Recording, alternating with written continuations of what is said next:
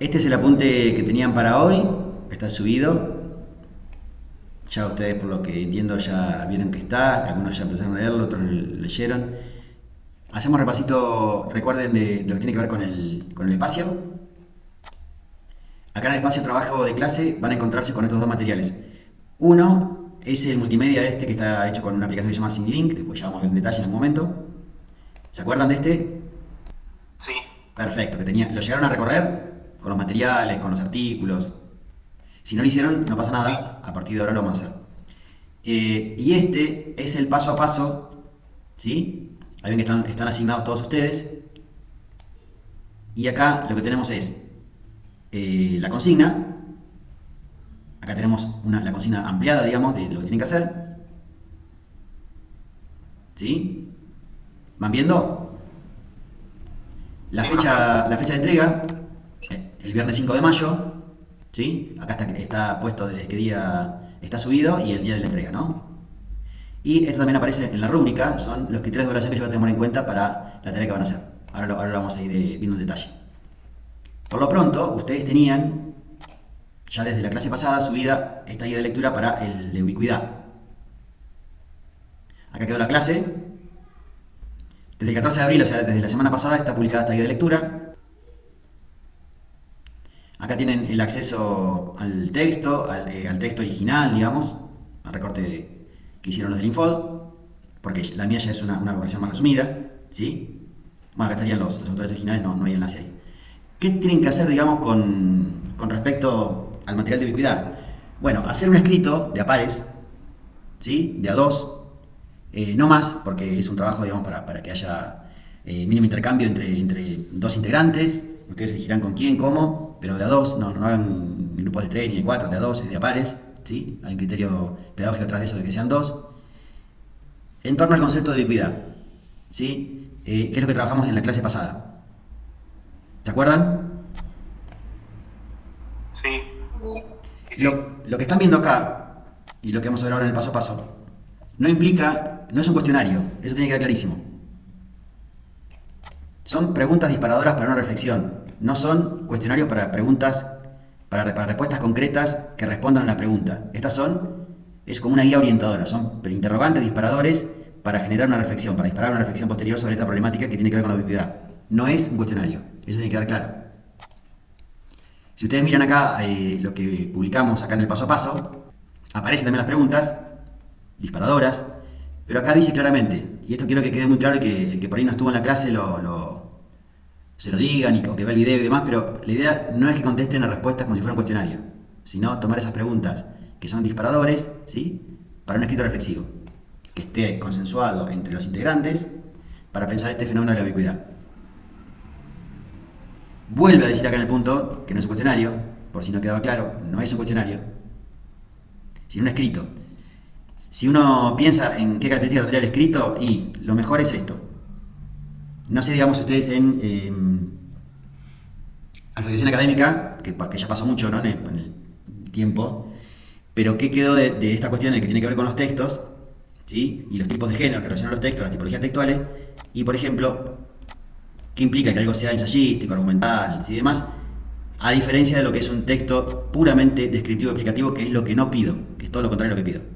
Lo que estoy pidiendo se aproxima al género ensayístico, argumental, expositivo y reflexivo, no a lo descriptivo explicativo, no al cuestionario. ¿Se entiende eso? Sí, ¿Qué quiero decir con esto? Y que me interesa, digamos, que ustedes piensen sobre lo que están escribiendo, evalúen aspectos de ustedes en relación con la tecnología, no sé, personalicen ese texto, lo lleven de acuerdo al tono, a la forma de expresividad, a la textura estética, a la modalidad de escritura más personalizada y no que respondan como un estudiante típico. No quiero que respondan en el modo trabajo práctico, ¿se entiende? Sino que puedan realizar un escrito con otro integrante a partir justamente de una reflexión, una cuestión ensayística, de ir probando, digamos, los límites que ustedes tienen para pensar los temas, de las explicaciones en torno a las modalidades en que ustedes los pueden ir apropiando de ese contenido, pero no para que contesten como sacando un pedazo del texto del apunte que yo les di del uno o de otros apuntes de otra fuente y pegándolas en un texto. Eso es lo que no se tendría que hacer, bajo ningún punto de vista. ¿Se entiende eso? sí, Sí, sí. Perfecto. Eso me queda muy claro porque después a la hora de de que vengan los trabajos y los evalúe, nada, si yo me encuentro con un texto que simplemente está contestando a un cuestionario en base a las preguntas que están en la guía, y bueno, eso va a estar mal, digamos, ¿sí? Pretendo, digamos, que reflexionen y lo hagan más en modo ensayístico. Si alguno tiene muchas dudas con respecto a lo que implica un ensayo, me avisan y subo algunos materiales orientadores, ¿sí? ¿Pero alguna vez escucharon hablar de ensayo? No ensayo teatral, no ensayo en ese sentido, ¿no? De que van a bailar una obra, no. Ensayo en términos de un texto literario, de un tipo de texto, de un género literario, que tiene que ver con que un autor agarra sobre un tema, piensa, indaga, reflexiona, vuelve a resignificar, contextualiza, enlaza, articula con otros textos, o vuelve a pensar sobre eso. Va por ahí. No sé si alguna vez lo vieron con Ana Ferrato allá al principio del año. ¿Alguna vez lo vieron? Jacqueline, ¿qué parte no escuchaste? Más ensayo académico que literario, en el sentido de... Sí, entiendo que te dé más libertad, pero también, digamos, hay cierto rigor. Fíjate que uno de los criterios de acreditación, de evaluación, tiene que ver con que la pertinencia conceptual. O sea, una cosa es que ustedes hagan reflexiones, obviamente personalizadas, que eso es lo que estoy pidiendo, pero también hay cierto rigor conceptual que tiene que respetarse. O sea, que hablemos del tema. Porque si no, yo por ahí me voy hacia cualquier lado y digo, bueno, pero era un ensayo libre. Y no, acá, digamos, hay una cuestión que está sujeta, que es la cuestión del tema, la problemática de la ubicuidad. Entonces, si bien en el tono, en el modo, en las formas que ustedes tengan de expresarse, lo hagan de una manera personalizada, está muy bien, pero traten, digamos, que esté ese rigor académico mínimo que tiene que ver con el tema, con la problemática de la cual se está hablando, lo que se trata. ¿Me siguen? Jackie, ¿más o menos ahí entendiste? Un poco, porque está como un poco divertido, más o menos. La idea es que vos trabajes con una compañera o compañero y hagan un escrito que no sea la respuesta a un cuestionario, que tenga más el modo de escrito reflexivo sobre el tema y ubicuidad. Para eso están todos los materiales, está el apunte, está la guía de lectura, está el paso a paso, está ahí por todos lados, digamos, está indicado cómo tiene que hacer la tarea, ¿sí? Y lo van a hacer acá, en el trabajo de clase, ¿sí? Ve acá le dice ver instrucciones. Acá mira, ¿viste donde? Ahora vi de vuelta. Yo estoy acá en el tablón, ¿viste? ¿Ves ahí, Jackie? Perfecto. Fíjate que acá está el apunte, que son... perdón, esto es lo de hoy.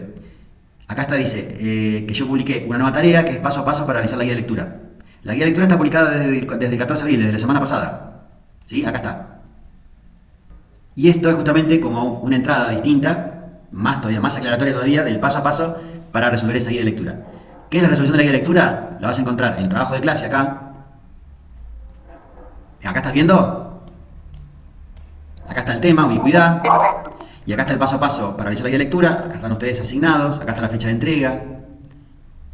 Acá están todos los datos, ¿sí? De que se de a pares, de que el trabajo no lo haga una sola persona y el otro solamente ponga el nombre, que eso es uno de los criterios que están acá en la rúbrica. Fíjense que si yo pongo 10 puntos de evaluación, digamos, para acreditar, para calificar este trabajo, por lejos, el más importante, 6 puntos están en la pertinencia conceptual. O sea, la reflexión tiene que ser y se tiene que pensar en función de los temas que se trataron. Después está la claridad expositiva, que yo entienda de qué están hablando, que no sea un texto que no sea consistente, que no esté cohesionado, que no tenga coherencia argumental, que no se entienda, que no sea legible, que gramaticalmente esté incorrecto. Bueno, todo eso que hace que un texto no se entiende, también se califica con 2 puntos.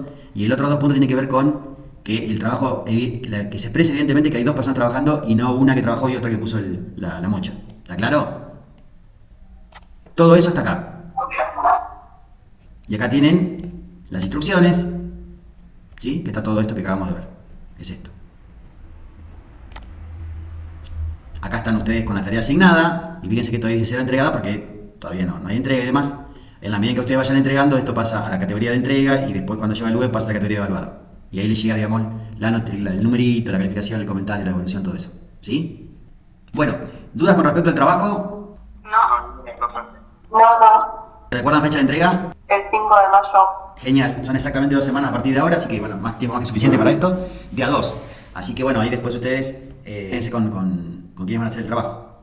Y en todo caso, por ahí indaguen, si hay gente que va a dejar la cursada, que avise, así yo tampoco lo estoy teniendo en cuenta, digamos, gente que no va a estar en las próximas clases. Bueno, vamos a pasar al apunte número 3, que es este. Este texto, si ustedes se fijan bien acá, es de Flaxo, digamos, simplemente lo recorté, pero el trabajo es de Flaxo, ¿sí? que tiene que ver con este proyecto de educación a la tecnología que se hizo hace bastante tiempo ya. Y está muy claro, muy bien armado, muy explícito en sus contenidos, en la forma en que está organizado. Los recursos sí no funcionan ya porque cambió, ¿cómo se llama? Educar, y esto obviamente que voló ya. Estos recursos, si ustedes pinchan, no funcionan, ¿sí? Pero nada, es simplemente para que sepan que había ahí un contenido de antemano. Será cuestión de buscar otros nuevos y hacer una nueva presentación con esto, pero dejé el contenido original porque está muy bien armado, está muy clarito, ¿sí? Pero como ustedes no tuvieron la oportunidad de leer esto, algo que vamos a empezar a cambiar a partir de ahora, ¿no? Con lo que llamamos y que vamos a ver más adelante, aula invertida, ¿no? Que es, el criterio sería, lo anticipo, después lo vamos a ver en profundidad, pero el criterio sería que uno les da a ustedes el material, ustedes vienen con el material ya leído, trabajado en términos conceptuales, y después cuando tenemos el encuentro nos dedicamos a la aplicación del material. Si hay alguna tarea, por ejemplo, hacer la tarea de forma conjunta, compartida, con la asesoría del profesor ahí mismo, ¿entiende? O sea que ustedes, cuando trabajemos en esta modalidad que vamos a empezar a incorporar a partir de la semana que viene, yo ya dejo el material subido, ustedes hacen en su domicilio, donde sea previamente, hacen la lectura, vienen ya con las preguntas para realizar, vienen con el conocimiento acerca del tema tratado, y lo que hacemos es tratar de aplicar, en el encuentro sincrónico, de aplicar esos contenidos, esos conceptos aprendidos en casa, o por lo menos con una primera aproximación en casa, los tratamos acá entre todos y vamos a ir evacuando las dudas y aplicándolos en situaciones concretas. Una resolución, una tarea, lo que sea, ¿no? Bien, vamos a pasar a tratar de entender conceptualmente esto de qué hay con respecto a un material didáctico a diferencia de lo que es un material educativo.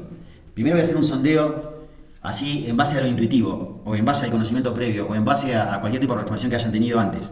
¿Qué entienden que es un material didáctico y qué entienden que es un material educativo? Como que un material didáctico puede ser algo que explique, pero que no esté pensado para dar una clase.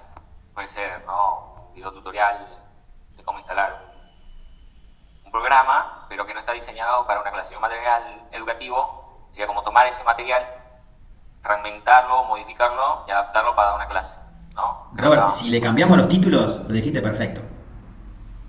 Claro, era al revés. Sí, tal cual. Exactamente al revés, pero bueno, la explicación que estuvo para cada caso está muy bien. Vos ya estuviste el año pasado, pero ahí tenías una pista acerca de eso. Ahora simplemente te olvidaste los títulos de arriba. Pero el resto... Sí, un poco de trampa ahí. No, bueno, pero está bien porque ahí tenés ese saber previo justamente que ayuda ahora. ¿Qué opina el resto? ¿Qué entiende el resto? Exactamente eso, que los materiales didácticos son los textos o recursos que se utilizan para dar clases, o sea, están destinados para una clase, y los materiales educativos son otros tipos de recursos que nosotros podemos modificar para poder dar una clase, pero que no tienen ese fin, no fueron construidos con ese fin. Perfecta explicación. ¿Todo el mundo entiende entonces esta cuestión que acaba de decir Ana con muy buen criterio y Robert también, digamos, explicó? Ahí creo que hay claridad. Sí. Jackie, ¿llegás a entender? ¿A escuchar por lo menos? Sí, entiendo la definición de ambos materiales. Lo que casi no diferenciación de material tanto, pero de ahí entendí. Jackie, te escuché muy mal y no sé bien qué dijiste, pero ¿entendiste? Sí, eso lo escuché, pero no sé cuando me estabas tratando de explicar, no entendí, ahí como que hizo feo la interferencia, no escuché. ¿Qué me decías? Sí, le mandé un mensaje. A ver, vamos a leer el... Bien, está bien. Entonces, si ya digamos el concepto previo, el concepto básico ya está entendido, vamos a empezar a profundizar un poquito en este asunto. Fíjense que el material de Flaxo propone, digamos, al margen de la distinción, digamos, esencial, ¿no?, de la básica, va proponiendo, digamos, como muchas dimensiones para tratar de aproximarse a esto. Por ejemplo, dice que se puede entender esto de los materiales como recurso, ¿sí? En el caso de los educativos como recurso educativo, cualquier cosa, digamos, de la que se pueda disponer, cualquier cosa que pertenece al ámbito de cualquier esfera de lo social, y que el medio didáctico justamente es aquel que está intervenido con cierta intencionalidad pedagógica, ¿no? Acá, digamos, está un poquito más desarrollado, está desglosado, pero tiene que ver con eso. Cualquier material elaborado con intención de facilitar los procesos de aprendizaje es un material didáctico, o un medio didáctico. Si ustedes van y se encuentran con el manual Capeluz, o se encuentran con un multimedia que está armado para una clase, estamos hablando de materiales didácticos. ¿Qué pasa cuando en esto del recurso educativo o del material educativo me encuentro, por ejemplo, con un documental de History Channel, historiza sobre, no sé, la caída del Imperio Romano y analiza las causas y entiende que hay de otro lado un espectador que puede estar interesado en la temática o lo que sea? pero que no pensó su producción con una finalidad eminentemente pedagógica, educativa, formativa, sino que lo hizo por una cuestión de interés general, como una producción que está puesta al servicio del público en términos de audiencia, de público, ¿sí? De espectador, por ejemplo televisivo, de un programa de cable, pero no pensó, eso como un material didáctico, por ende hay ciertas cuestiones, ciertas dimensiones que no están consideradas, porque no nació para eso, es como, nada. Si hago un auto, es para la calle, no tiene nada para que el auto sea anfibio si tiene que meterse por el agua. Entonces cuando se mete por medio del agua, por ahí se apaga el motor, se mojan, no sé, lo que sea, ¿no? No fue pensado para eso. Sin embargo, como bien decían hace un rato, cualquier material que anda dando vuelta, que está tomado de la esfera del arte, del ámbito empresarial, del mundo académico, de la publicidad, del cine, de lo que sea, que aparece por ahí y que es susceptible de ser adaptado para traerlo a clase, y yo lo puedo poner como un ejemplo, o lo puedo traer para utilizarlo como un disparador, o lo puedo traer, para ilustrar, para profundizar, para provocar algo, ¿no? Una polémica, por ejemplo, no sé, a partir, por ejemplo, de un fragmento de una película que sea polémico sobre una problemática en cuestión, y decir, bueno, tiene un disparador y utilizo ese recurso. Cualquier cosa que, en virtud de que es bello, estéticamente pensado, ¿no? De que está bueno, de que está completo, de que es suficiente, de que es interesante, de que es atractivo, puede ser susceptible de ser utilizado como un recurso educativo. ¿Por qué? Porque se lo ingresa al mundo, al ámbito de lo formativo, se lo trae desde afuera y puede ser utilizado. Y puede ser utilizado, ya les digo, desde un montón de iniciativas, de indicaciones, de instrucciones que después el docente le pone algo que no lo tenía. ¿Qué ocurre con el material didáctico? El material didáctico ya nace, ¿sí? Sale de la panza, bien del docente, de su planificación, de su cabeza, de sus criterios pedagógicos, de las formas en que va a ser evaluado, de las formas en que pensó el destinatario, de cómo pensó los tiempos y los espacios para esa intervención. Nace material didáctico para hacer algo a enseñar, ¿sí? Ahí está la distinción básica, esa es la que podemos ver. Entonces, si un material está destinado a un grupo en un ámbito formativo para enseñarle algo, o sea, tiene una intencionalidad pedagógica, hablamos de material didáctico. Cualquier objeto por fuera de esa intención pedagógica, pero que conforma parte del mundo cultural, empresarial, deportivo, de los medios de comunicación, de la academia, de donde sea, y que porque es estético, útil, práctico, pertinente, relevante, profundo, específico, lo que sea, nos sirve para dar clases, es un material educativo.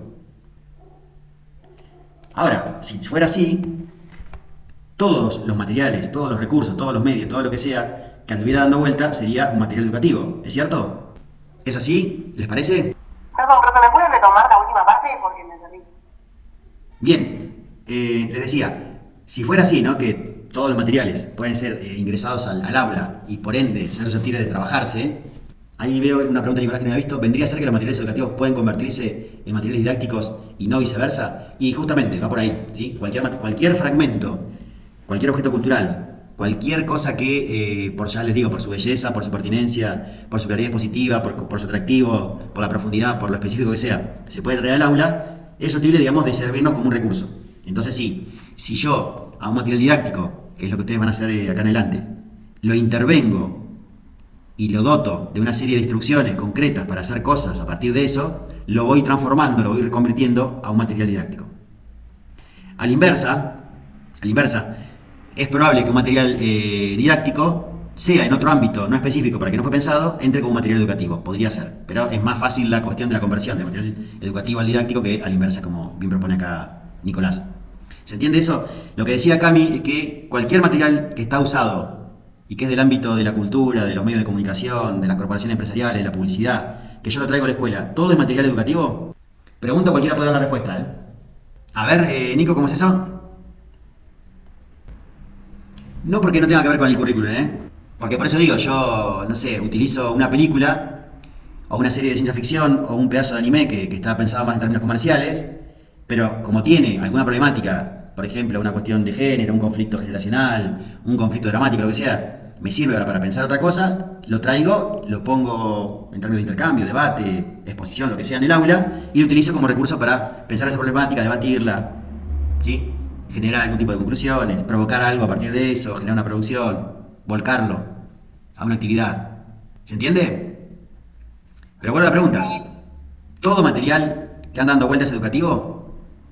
No, todo no, porque tiene que... que cumplir los parámetros de lo que se debe enseñar, ¿no? O sea, si bien puedo tomar cierto video para expresar algo o enseñar algo, tiene que cumplir ciertos parámetros, no puede ser cualquier video el que vaya a enseñar, por más que lo fragmente, por lo que sea, porque en un momento vos tenés que contextualizar de dónde sacaste ese video y posiblemente alguien lo busque completo, ¿no? Yo creo que va también por ahí. Bien, uno podría decir que no todo material educativo... Sí, justamente, porque no cumple con ciertos requisitos justamente que tienen que ver con esta cuestión de practicidad o de belleza estética o de atractivo o de pertinencia, entonces por ahí no todo entra. Pero lo que por ahí propone el texto de Flaxo es que hay materiales que no son educativos, aun cuando tienen intenciones de todo tipo, porque por ejemplo promueven discursos de odio o racismo, xenofobia, o son compulsivos con respecto al tema del consumo, o tienen una cuestión engañosa para tratar, digamos, de sacarte datos. Bueno, ahí ese tipo de materiales que tienen estas cuestiones problemáticas desde el ámbito de lo moral, de lo ético, desde cómo nos posicionamos, digamos, desde lo ideológico, lo político con respecto a ciertas cuestiones, bueno, eso no sería un material educativo. Por ejemplo, propaganda nazi no sería un material educativo, por más que como fuente en un análisis histórico lo puedo utilizar, pero nunca, digamos, lo puedo utilizar como una promoción de ese discurso, ¿se entiende? Sí, sí. Genial. Por eso es que hay una distinción entre que un material sea educativo y otro no educativo, porque si no existiera esa diferencia, ¿por qué hablar de material educativo? Todo sería educativo. Una piedrita que está en la calle sería educativo. ¿Sí? Ahora, ¿qué es lo que hace entonces que sea algo considerado didáctico como material? Para que sea pensado como material didáctico. Bueno, y acá viene por ahí la parte como más interesante. Para que algo sea un material didáctico tiene que estar preparado por un docente, un equipo docente, no sé, un generador de contenido, lo que sea, pensado para un ámbito formativo, pensado para una serie de destinatarios, ya en su calidad, lo que sea, ¿no? Alumno, estudiante, capacitando, aprendices, lo que sea. En ese ámbito formativo, dice seminario, clase, capacitación, jornada, el ámbito que sea que tiene que ser como tal formativo, que uno entienda que está en un espacio formativo, por más que sea educación formal o informal, formal lo que sea, pero que sea un ámbito donde se esté enseñando, ¿no? Cualquier lugar, digamos, que uno puede estar en una charla de café y nada, uno le puede enseñar a otro, no sé, ¿cómo se llama? Una técnica para arreglar el auto, pero no estaríamos hablando en un café o en la cola de un banco de un ámbito formativo, ¿se entiende?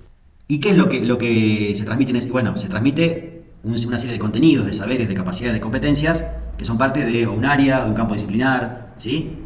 Que tiene que ver con una disciplina. Si se enseña física, será la cuestión, digamos, no sé, la reflexión, la luz, los materiales, la fuerza, lo que sea, la potencia. Si es química, lo propio. Si son las sociales, irá por el lado más humanista del pensamiento, de la historia, de las cuestiones simbólicas, de las normas, del derecho jurídico, lo que sea, pero hay un campo disciplinar, hay una disciplina que atrás. En el caso de ustedes sería las artes visuales, ¿no?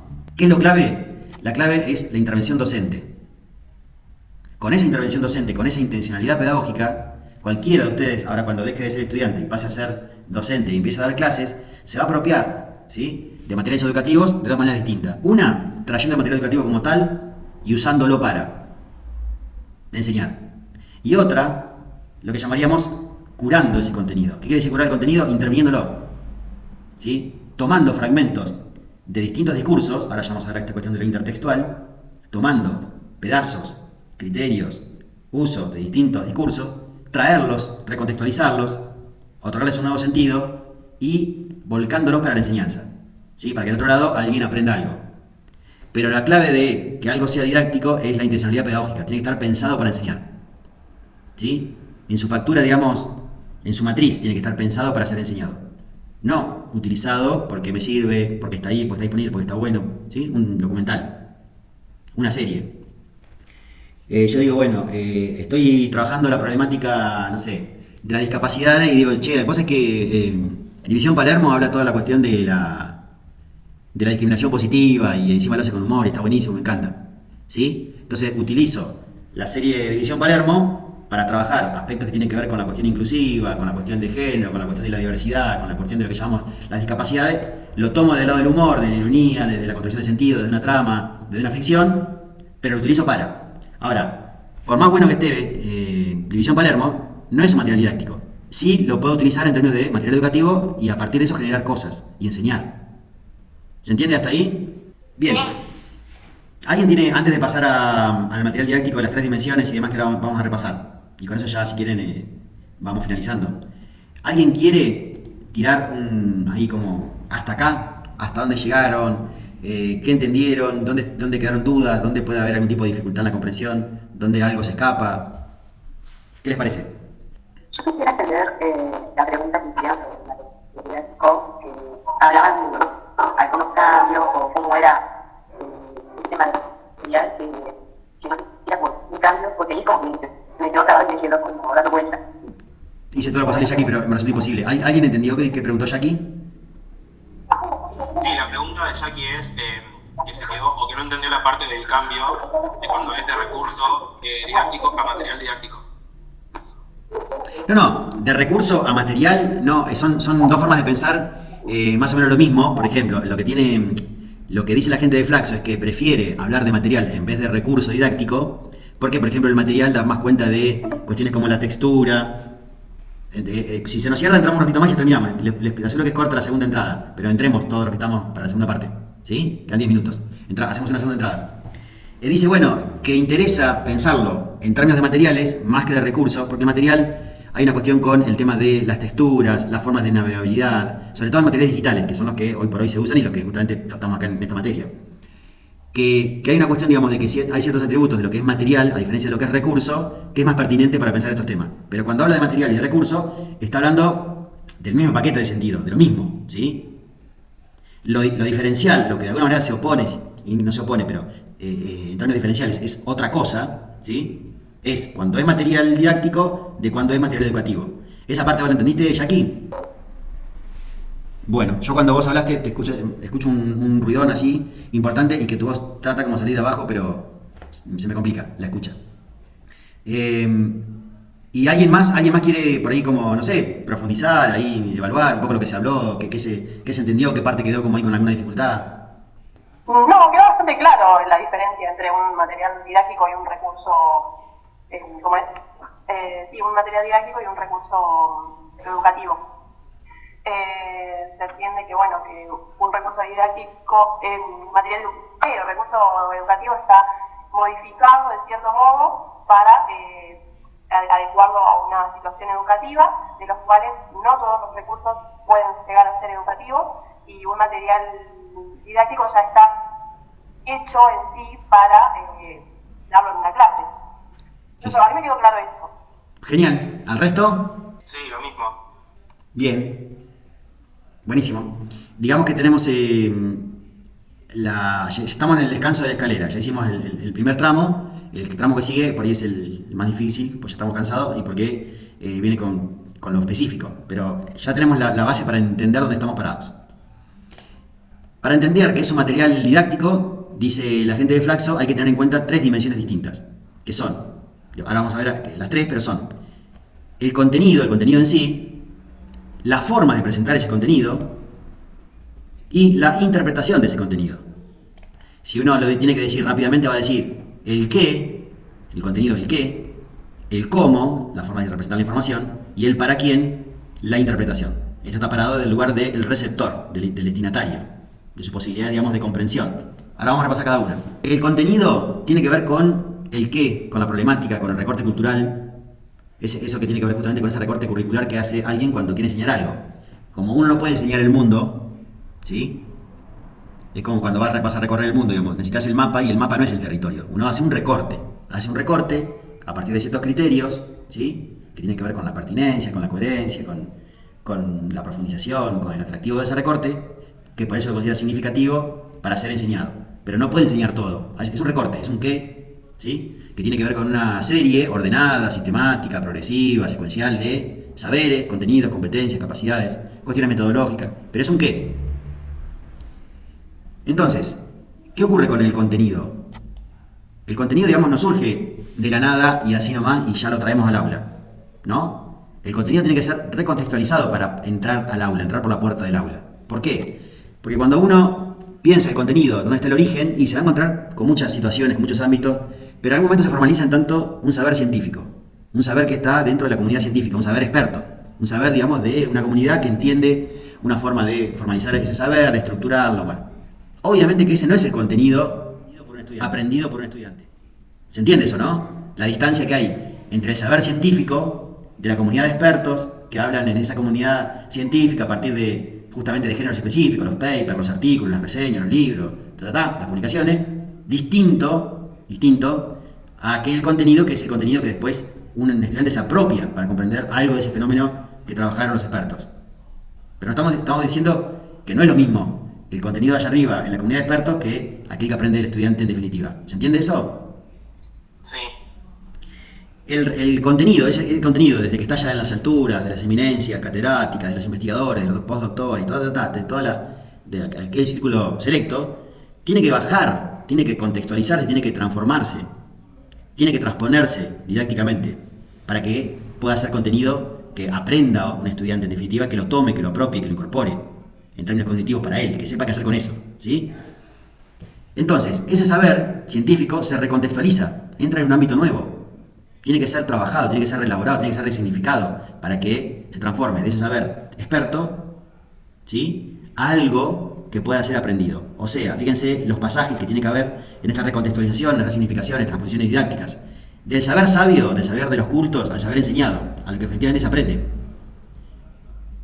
Del saber científico al discurso académico. Ya esto mismo en el ámbito de la universidad, el ámbito de la academia, que se supone que es la formación última y más, también como están ustedes en el ámbito de formación terciario, no universitario, pero sí superior, o sea, terciario, donde salen profesores, ya hay una instancia de discurso científico de los investigadores, de la gente que hace investigación, de los que hacen los papers, de la comunidad científica, que es la que por ahí indaga, investiga, y la que sistematiza los datos, y después los procesa, bueno, de todo eso, al discurso académico, que es el discurso que se habla, por ejemplo, en esto que estamos haciendo acá ahora. En una charla entre profesores y estudiantes para que algo sea aprendido. Ya hay una instancia de acá a acá.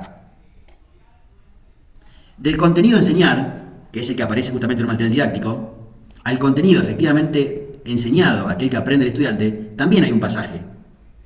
¿Se dan cuenta de esto que yo llamo pasaje? Esta cuestión de cómo un saber de un tipo se recontextualiza, que tiene que resignificar, tiene que transponerse para hacer otra cosa. Sí. ¿Alguien no entendió esta parte?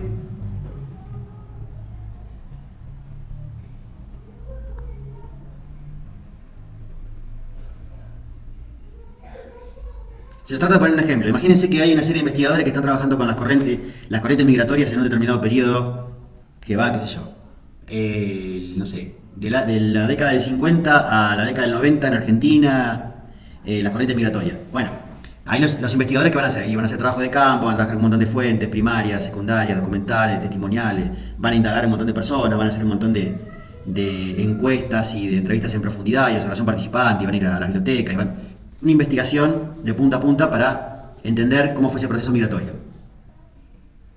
Cuando ese saber que se creó ahí, que terminó en una investigación publicada en una revista científica, lo que sea, quiere ser enseñado, por ejemplo, en el nivel secundario, y no lo podemos traer tal cual. ¿Me siguen? Sí. Hay que recontextualizarlo, hay que resignificarlo, hay que adecuarlo, hay que adaptarlo.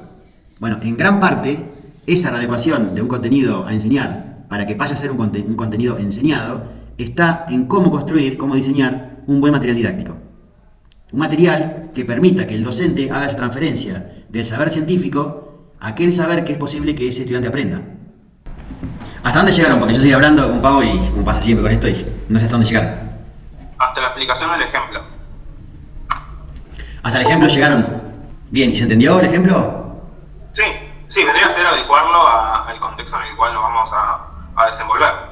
O sea, no podemos llevar, por ejemplo, un estudio científico a una primaria o a un secundario cuando no entienden por ahí el léxico académico que se desarrolla ese documento o ese video, sino que hay que adecuarlo. O en primera instancia hacer como el uso de un recurso didáctico para poder comprender aquel material de lectura o lo que sea que vamos a llevar de otro ámbito. Perfecto, sí, iba por ahí.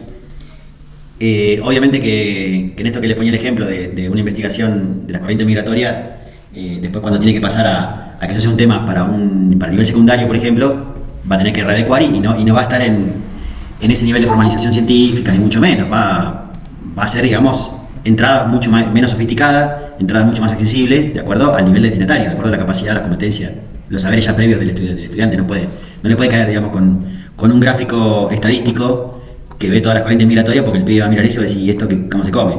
Entonces sí tiene que haber algo, por ejemplo, una infografía que esos mismos datos los haga mucho más sencillos, en gráfico de torta. Entonces tiene que haber esa adecuación, que es lo que permite, por ejemplo, hacer la elaboración de un material didáctico. Porque Está bien, vos tenés un montón de profes que son unos genios, obviamente profesoras, que es mucho más, digamos, las mujeres que están en educación que los hombres por lejos. Tenés un montón de gente genia que va por ese lado y que, como dice el cuentito, digamos, del corcho. ¿Lo conocen el cuentito del corcho? Sí. Casi lo habrán dado en alguna práctica, se lo habrán hecho. ¿Del corcho no? No. Se lo hago en resumidas cuentas. Resulta que una maestra está dando la clase y se le va todo, se le desmorona la clase, se le va todo, los pibes están saltando, reloj, no hay manera de controlarlo. Se le va la mano a la clase y no tiene manera de volver a enseñar, sino que bueno, está completamente desbocada la situación. Entonces cae el inspector y lejos, digamos, de ponerse en esa actitud de vigilante, digamos, autoritaria, dice, bueno, ¿qué pasa? Le pide que le explique la situación. La maestra dice que no sabe cómo hacer, porque los chicos no la entienden y demás. Entonces el tipo agarra un corcho y a partir del corcho, que estaba justo ahí, se habían tirado entre los pibes, lo agarra, lo mira y dice, ¿ustedes saben dónde viene el corcho? Bueno, a partir de eso da una clase interdisciplinaria que, por ejemplo, da cuenta de saberes de ciencias naturales, de historia, de dónde surge el corcho, de las posibilidades productivas, de cómo fue trabajado, de cómo fue utilizado por ciertas poblaciones, de cómo, bueno, hace una clase magistral, espectacular, todo eso, y me da como que le dice a la seño, como diciendo, bueno, ¿viste cómo se hace? La seño dice que sí, al otro año pasa el inspector, se encuentra con la administración de la seño, completamente desbordada otra vez la clase, y le pregunta, ¿qué pasó, onda? ¿No aprendiste la lección anterior? Dice, no, pasa que perdí el corcho. ¿Me entienden a lo que va? Hay veces que los docentes, digamos, si no tienen el material que les da directamente el manual, que les da el libro de texto, que les da el recurso que ya viene armado por la editorial, que aparte hay una lógica atrás de eso comercial, obviamente, y hay una serie de actores curriculares que presionan para que ciertos contenidos estén y otros no, ni hablar de la iglesia en un montón de situaciones, ¿qué ocurre? Hay que tener conciencia de eso. Entonces, cuando uno hace como docente su propio material didáctico, también controla la llegada, el acceso, lo que introduce como información, la forma metodológica en que lo quiere introducir, las estrategias didácticas. Si vos se lo dejás todo en manos de la editorial te va a dar algo absolutamente funcional, eficiente y masticado, pero donde vos como docente tenés muy poca injerencia. Lo bueno que estás haciendo es reproducir algo que alguien te dio que está más arriba tuyo porque viene una editorial y te lo da. Ahora, cuando uno, y esto tiene mucho que ver con lo de ustedes, también con la cuestión del arte, o sea, no solamente el visual, digo, en general, cuando uno cura el contenido, cuando uno transforma el contenido, cuando uno interviene sobre el contenido, cuando uno toma decisiones sobre lo que hace y manipula ese contenido, lo que hace es generar otra cosa, está curando ese contenido. Entonces, de un montón de fuentes de referencia externa, yo puedo tomar, seleccionar, jerarquizar, resignificar, recomponer y hacer otra cosa nueva. Entonces yo recreo una serie de otros textos, los meto en mi propio texto, ¿sí? Por eso ahora vamos a hablar de intertextualidad, y hago algo nuevo. Una síntesis didáctica, diseñada, pensada para ese curso, para esas condiciones, para ese contexto, para ese ámbito formativo, para ese nivel, y no cualquier cosa. Porque es cierto, es lo que te decía, cualquier docente de estos genios agarra un recurso educativo, un material educativo, y lo utiliza como disparador y hace lo que quiere. ¿Por qué? Por cancha, por experiencia, porque ya anduvo, porque ya lo vivió, porque ya pasó por él, porque lo que sea, y porque tiene conocimiento y porque se ha formado en su vida y bla bla. Pero en algún momento hay que como que sistematizar, digamos, cuál es la trayectoria del docente y que el docente prepare sus propios materiales, para tener control sobre esos materiales. Entonces eso es lo que está bueno en términos de cómo generar el propio recurso didáctico. Porque uno después, bueno, cuando trae su instrumento de evaluación, y bueno, es como si fuera un gran ensamblaje.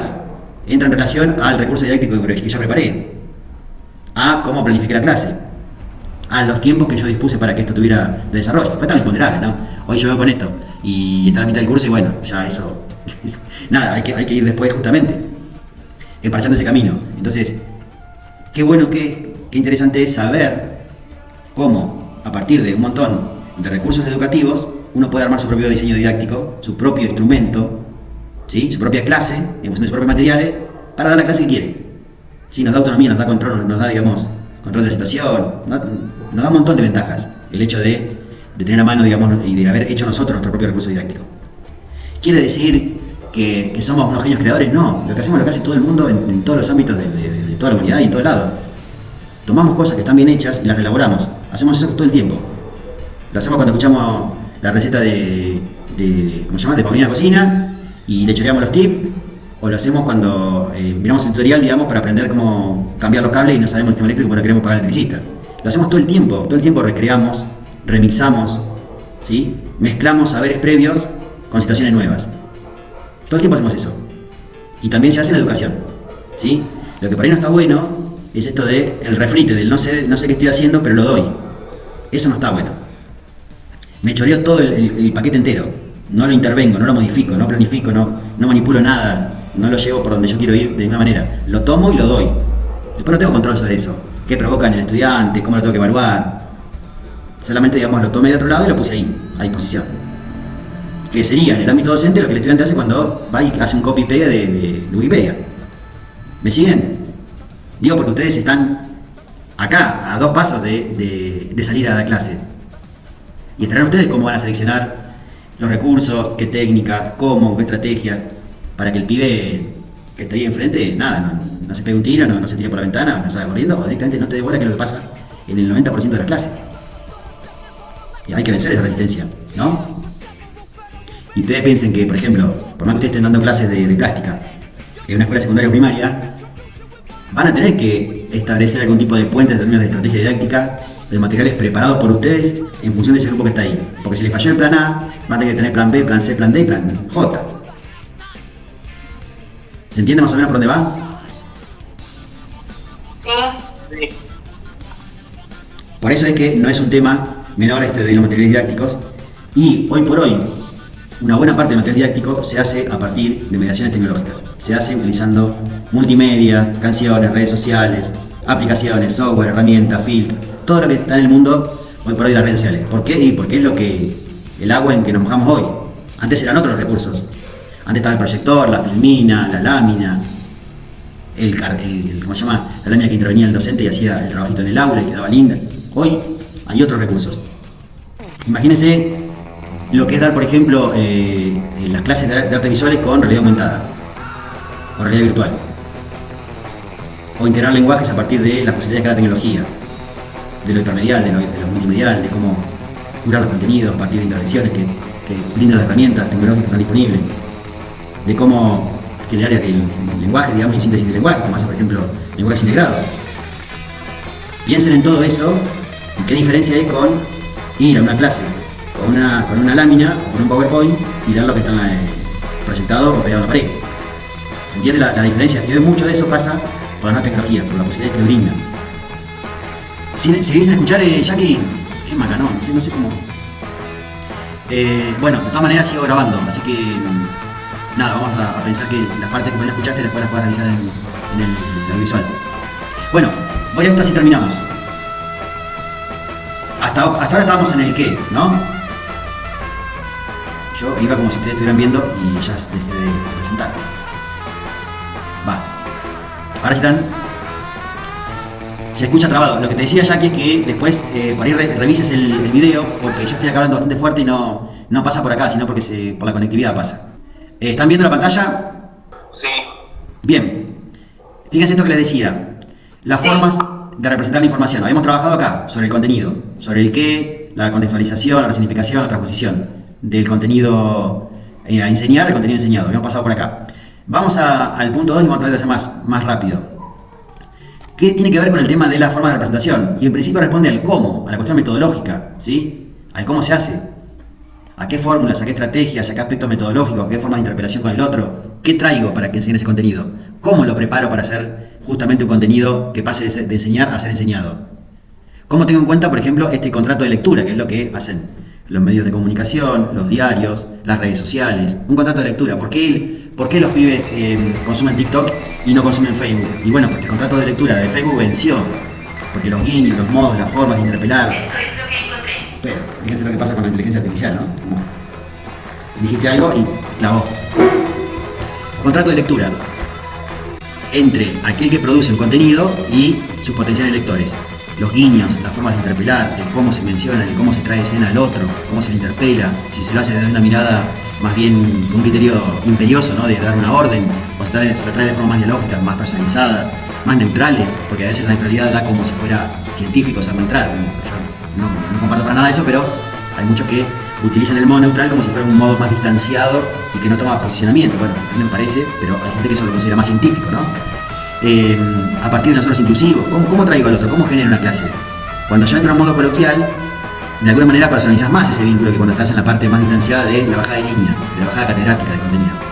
Eso tiene que ver con el contrato de lectura.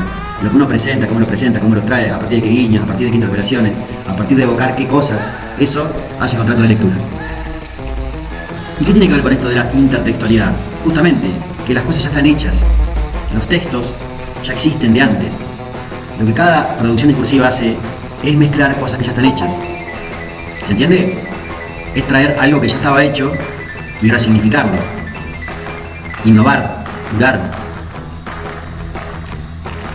Pero digamos, no es que haya cosas todo el tiempo nuevas, lo que hay son nuevas ideas para mezclar cosas que ya están. Nuestro mundo es un mundo hipertextual, intertextual. Usamos discursos que ya están hechos, cosas que están elaboradas para hacer cosas nuevas. ¿Sí? A propósito de eso, y lo digo rapidito, es lo que hace el software libre, por ejemplo, cuando crea a partir de un código abierto, lo pone a disposición de la comunidad, de la gente que sabe cómo toquetearlo, y los brinda libres para que otros lo sigan trabajando. Es todo lo contrario a lo que hace la construcción empresarial, que trabaja con código propietario, con código cerrado, que se apropia de saberes que ya están distribuidos en la sociedad, los hace propios y los vende. Y dice, no me toques el código. Sí, pero vos también, o sea, para llegar a lo que vos hiciste tomaste un montón de conocimiento previo que estaba distribuido en comunidades de prácticas sociales, en expertos, en formas que utilizan los usuarios. Ah, bueno, pero yo me creé este esquema de negocio, este paquete y ahora lo vendo. Bueno, justamente, hablamos de eso, ¿no? Entonces, ¿qué ocurre con esto? Siempre estamos hablando, los materiales didácticos están hechos de textos, imágenes que ya están prediseñadas, que ya están precocidas, fragmentos textuales, fragmentos de un poema, de una canción, de una serie, de una imagen que después retoqué a partir de un filtro, de un editor de imagen, que lo mezclé con otra cosa, que hice una serie con eso. Ahí está la innovación. No en crear algo de la nada, porque no existe eso ya. La pólvora ya se inventó. Lo que hacemos es cómo la administramos con nuevas dosificaciones, cómo creamos nuevos explosivos a partir de lo que ya está hecho. ¿Sí? Y por último, para lo que tiene que ver con esto de ¿en qué consiste que uno, por ejemplo, genere un material didáctico? Más allá de cómo combine los elementos que ya están disponibles, que ya están ahí precocinados, está en las instrucciones que le brinda al estudiante para que haga cosas con eso. ¿Qué espera el docente provocar a partir de ese material didáctico? ¿Qué quiere que haga el estudiante con ese material didáctico? Y ahí es donde aparecen las operaciones analíticas que uno quiere provocar en el estudiante. Bueno, que el estudiante que busque solamente o haga interpretación, transfiera conocimiento de una situación a otra, lo extrapole, lo problematice, lo ponga en situación y lo problematice. Así, digamos, esto amerita después una resolución. Lo replique, no lo replique, lo replique. Modalice, ¿sí? Lo contextualice, lo modere, lo ponga en contraste con otro, lo recontextualice y lo utilice para ilustrar. Haga algo a partir de una esquemificación, seleccione, recorte, articule, jerarquice contenido. ¿Qué quiero provocar en el estudiante? Bueno, hay justamente esa serie de instrucciones que no pueden ser instrucciones así silvestres, sui generis, como si salieran de la nada, improvisadas. No, tienen que ser instrucciones planificadas. ¿Qué quiero provocar? ¿Cómo programo esto? ¿Cómo doy la serie de instrucciones, de pasos para que el estudiante llegue a realizar estas operaciones que yo pretendo como docente? Porque considero que a partir de esas operaciones el estudiante está aprendiendo un determinado contenido. ¿Me siguen? ¿Voy muy rápido? Sí, se entiende. ¿Se entiende? ¿Por dónde iría? Y finalmente, ¿qué pasa con la interpretación? Está bien. Yo como docente dispongo de una serie de recursos, curado, lo que sea, me genero mi propio contenido, hago esto, lo llevo por acá, decido, lo hago a partir de una cuestión de mi recorte estético, profesional, no sé, del ámbito del que pertenezco, de mis gustos y preferencias, de lo que sea, ¿no? Y de la pertinencia, obviamente, temática, porque si no estaría haciendo todo lo que me gusta a mí, pero no hablo del tema, estoy en cualquiera, no. A partir de la pertinencia temática, ¿qué recortes, qué selecciones, qué hago, cómo curo ese contenido, cómo lo llevo, qué planifico? Ahora, si todo eso que yo hago, del otro lado, del lado de ustedes, no tiene nada, no llega, no convoca, no genera, no provoca nada, y bueno, obviamente que por más que yo tenga un deseo de que algo ocurra, eso no va a ocurrir. ¿Qué pasaba con las corrientes de tipo conductista en la educación? ¿Qué pretendían? Y bueno, pretendían que hubiera, por ejemplo, algo así como una especie de correlato mecánico entre lo que yo enseño como docente y lo que ustedes aprenden como estudiantes. Se suponía que si yo explico, ustedes entienden. No, en la humanidad no funciona así. Así funcionan las máquinas, los robots, que están programados. Nosotros no, por suerte también, ¿no? Libertad. Si no tenemos máquina, libertad. La posibilidad de que haya desfasaje, de que lo que yo digo, ustedes no lo entiendan con exactitud punto por punto, sino que haya reapropiación. De que ustedes asimilen de determinada manera. ¿Por qué? Y porque ustedes también tienen esquemas, modelos, saberes previos, experiencias, mochilas culturales atrás, cosas vividas, contextos regionales, gustos y preferencias. Hay un montón de mediaciones y de filtros ahí en el medio que provocan que lo que yo digo no sea entendido de manera exacta, matemática, como yo lo digo. ¿Se entiende? Sí. Entonces, no hay ningún correlato mecánico entre enseñanza y aprendizaje. Lo que hay es un diálogo y una negociación entre lo que yo pretendo enseñar y entre lo que ustedes pueden llegar a aprender de eso que yo intento enseñar. De ahí, que para achicar esa diferencia, que ese desfasaje no sea aberrante, yo tengo que hacer todo lo posible como docente. Yo tengo que intervenir todo lo más que puedo para que eso pase. Pero yo, por más que haga todo eso, nunca voy a garantizar de que esa transferencia sea lineal, sea mecánica. Aparte, no me interesa que sea lineal y mecánica. Me interesa que sea reapropiada por ustedes de acuerdo a lo que ya traen. ¿Se entiende? No que repliquen como robot, sino que resignifiquen lo que uno les pasa para que lo reapropien y lo puedan ustedes curar en función de nuevas situaciones de enseñanza, con otros destinatarios, teniendo en cuenta justamente todas esas consideraciones. ¿No? Lo que hace justamente el destinatario, quién está del otro lado, cómo aprende, por dónde le pasa, le interesa, no le interesa, qué gusta, qué no. Todo eso tiene que ser puesto en consideración con ustedes como docentes cuando vayan a enseñar la pibe de primaria o secundaria. ¿Qué pasa del otro lado? ¿Qué interpreta? ¿Hasta ahí me siguen? Sí. Bien, entonces, ¿cuáles son esas formas de apropiación posibles que realizan las y los estudiantes? Desde el universo de lo posible y deseable, desde el docente, como no existe una justamente relación lineal ni mecánica, sino todo lo contrario, compleja, atravesada por probabilidades contextuales, generacionales, personales, subjetivas, todo lo que dijimos recién, esa interpretación que espera el docente nunca va a ser la idealizada, va a ser la posible. Y va a tener que intervenir justamente para que sea la mejor posible, para que no haya justamente interpretaciones aberrantes, para que si yo estoy explicando algo que tiene que ver con la curación de contenidos, el otro del otro lado no me conteste, sí, los chisitos estaban riquísimos. No, porque si no, justamente es porque algo... Ahora, justamente como no somos robots y vivimos en un mundo de humanos, la polisemia, la pluralidad de sentidos, las formas de reinterpretación, de reapropiación, los desvíos, en términos de sentidos, el desfasaje natural que hay entre los humanos, más que natural cultural que tenemos entre los humanos, hace que no todo se aprenda o se entienda perfectamente como lo deseó el docente, como lo pretendió el docente. Acá tenemos que ser realistas como docentes. No podemos pretender que lo que yo enseño se aprenda tal cual, no, sino en un espectro de posibilidades que sea factible, que sea viable, pero que no sea el único. ¿Sí? Sino que tener un territorio de lo probable, de bueno, aprendió hasta acá. Cada uno de ustedes tiene una apropiación diferencial de esto que yo estoy diciendo ahora. Y siempre, y esto es re importante, siempre, el que está al lado del destinatario, en otras ciencias disciplinares como la semiótica, el enunciatario, el lector, el oyente, el espectador, el público, el estudiante, el cliente, el usuario, el que está del otro lado, el que está del lado del que se supone que recibe, aunque esa es una mirada muy lineal, de que uno da y otro recibe, pero el que está al lado justamente del lado del intérprete, de la interpretación, de que tiene que recibir tal información para procesarla, siempre va a completar el sentido de eso que se le dice. Nunca lo va a tomar tal cual. Siempre lo va a resignificar, siempre se va a reapropiar. Y cuando hay aprendizaje, realmente es cuando hay reapropiación. Porque si no nos quedamos de vuelta con los modelos conductistas que pretendían que porque la pibita que estaba enfrente con la colita que llevaba la manzana del profe era reaplicada y subrayaba todos los títulos, era la que aprendía y el vago que estaba atrás tirando el chicle por la cabeza al otro no entendía nada. Bueno, no siempre es así. ¿Se entiende? Las formas de apropiación de eso tienen que ver con todo ese universo de posibilidades que hay, de ese espectro, de las mediaciones, de la cultura del espectador, del destinatario, del público, del oyente, ¿sí? De las competencias, las capacidades. Decíamos en otra clase, ¿qué pasa con las películas que son para chicos? Pero como son para chicos que tienen que ir acompañados por los padres, las películas no son solamente para chicos, sino que tienen capas. Tienen lo que le gusta al nene, el movimiento, la trama narrativa sencilla, el héroe y el villano, y tiene también un montón de capas y de guiños y de apuestas que son para con el adulto, no para el niño. Siempre también está esta cuestión de las posibilidades de que está del otro lado de interpretarnos, de entendernos, de acuerdo justamente a lo que ya trae, a lo previo. Bueno, hasta acá me siguieron más o menos. ¿Qué pasó? ¿Qué se dijo? ¿Quieren hacer ustedes un cierre? Yo ya me callo la boca porque hablé como animal. ¿Quieren hacer un cierre? A ver en qué quedó todo esto, cortito si quieren, no se maten, pero hagan ustedes un cierre como para decir, bueno, me quedo con qué, de esto que se dijo, ¿qué quedó? Bueno, yo diría que no todo material puede ser utilizado para una secuencia didáctica, eso ya está más que obvio, y que también el lado de la censura que hay por no poder usar cualquier material, ¿no? Si bien no hay material que, qué sé yo, es bastante educativo, porque tiene algunas partes que son medio censuradas,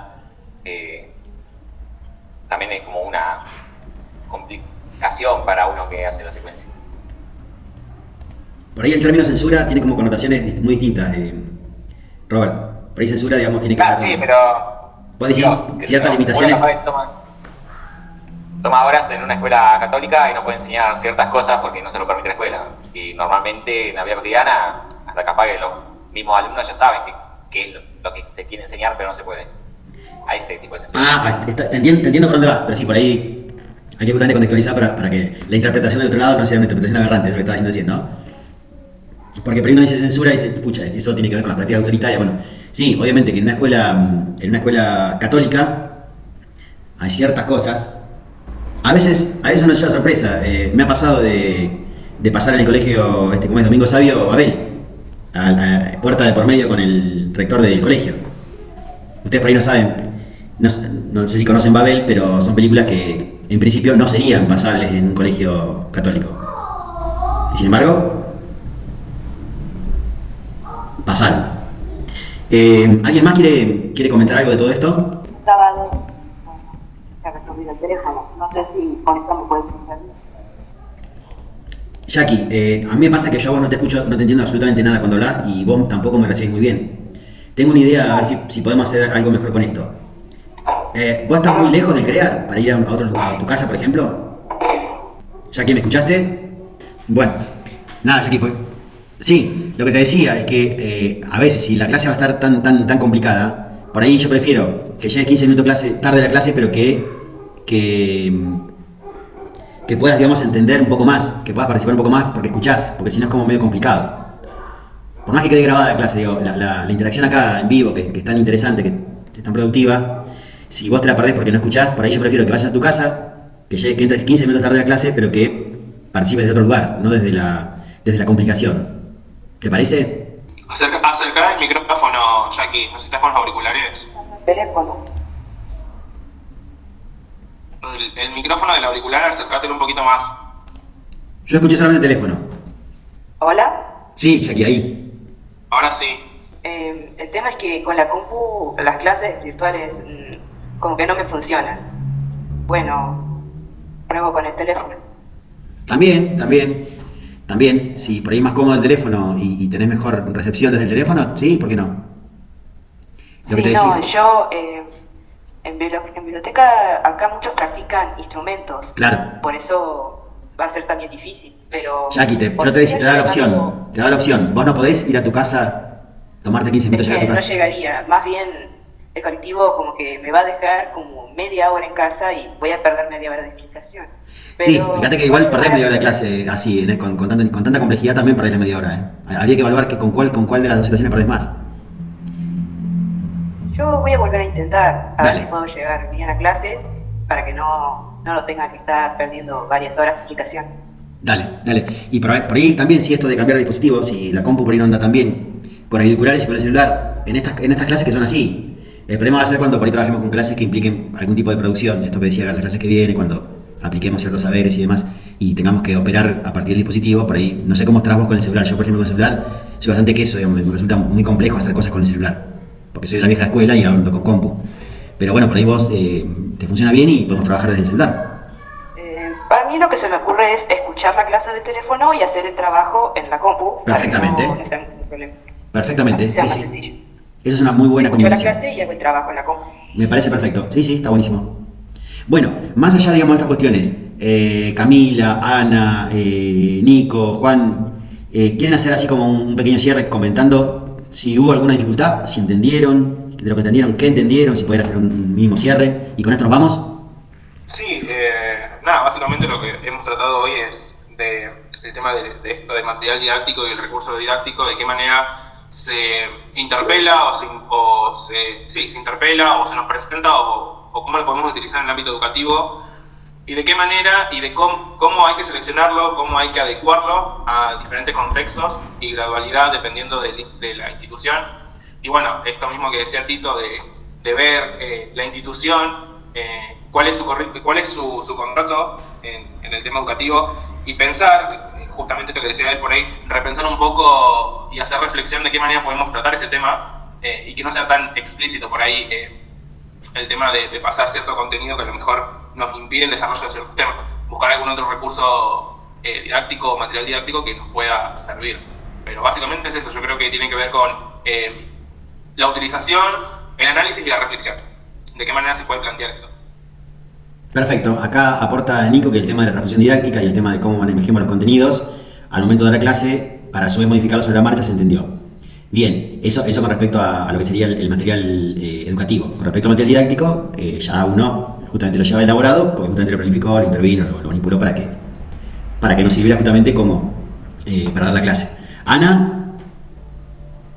Sí, yo decía esto del contenido, de que siempre hay que tratar de reelaborarlo y para que el otro lo pueda apropiar o aprender, que no siempre que lo va a poder aprender, como vos decías, al 100%, sino que a veces va a aprender la mitad o, qué sé yo, el 70% de eso.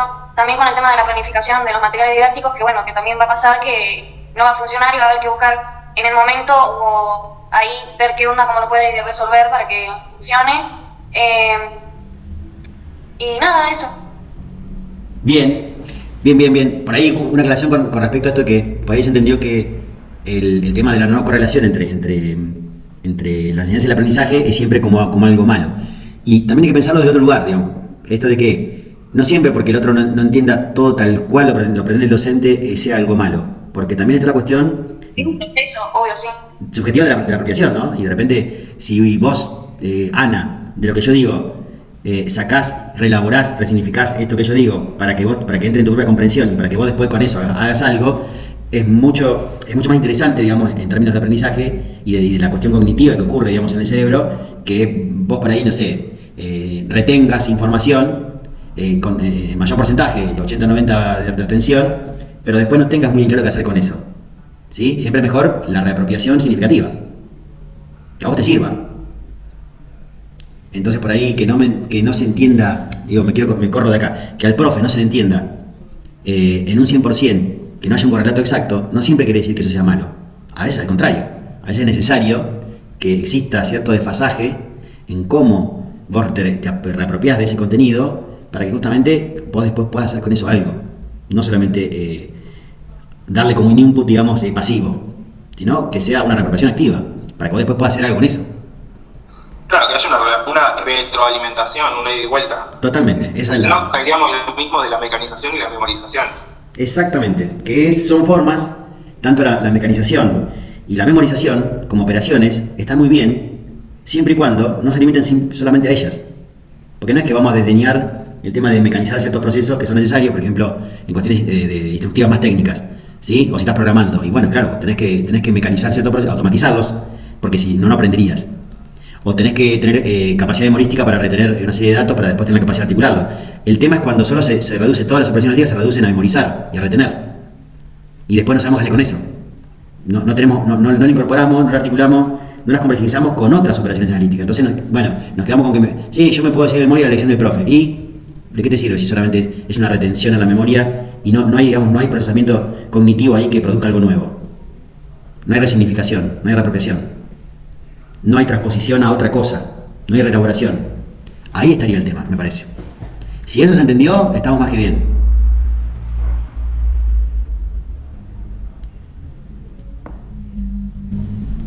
Sí, se entendió, profe. Perfecto. Clase que viene, ya para ir anticipando, porque voy a subir el material de acá a poquito. Lo que ustedes van a hacer, y esto por ahí si ven al resto de los compañeros que no estuvieron también, avisen, lo que ustedes van a hacer es, van a tomar, yo les voy a pasar un material que considero educativo, un documental que hace una gente con cerámica del norte del país, y ustedes van a tener que pensar, no hacerlo, no llevarlo a cabo, no ejecutarlo, pero sí hacer todo el instructivo, todo el paso a paso que harían para convertir, para transformar, para transponer lo que sería un material educativo en uno didáctico. ¿Se entendió? Sí. Perfecto. Entonces, cuando esté subido ese material, que va a ser de acá a poquito, por ejemplo para el lunes que viene, estaría bueno que ustedes ya le den la entrada, ya ven el video y ya lean la consigna, para que cuando nos encontremos el viernes que viene ya en plano de resolverla, de trabajar con la aplicación en clase, ya sepan, digamos, de qué se trata y no tener que estar repasando por ahí la consigna al 100% como toda nueva. ¿Se entiende? Sí. Pero básicamente consistiría en eso. ¿Cómo? En plan, en mapa, no en ejecución concreta, material definitiva. ¿Cómo paso, hipotéticamente, de un material educativo a uno didáctico? cuáles son las instrucciones, el paso a paso, los criterios que me permiten pasar de algo que es pensado como material educativo para transformarlo eventualmente en un material didáctico para enseñar algo. Pasaría por ahí. ¿Les parece? Sí. Genial. Con eso entonces me despido muchísimo. Será hasta el viernes que viene y a los que no estuvieron, por favor, déjenles muy en claro que yo necesito saber si va a haber continuidad de la cruzada para seguir planificando en función del grupo. Y los que no, que me avisen. Y los que no pueden participar de una clase, que por lo menos den señales de vida para que uno no esté pensando qué pasa con eso. ¿Sí? Nos vemos, gente. Gracias ahí por estar. Bueno, buen fin de semana. Buen fin de semana. Nos vemos, hasta luego. Hasta luego. Chao.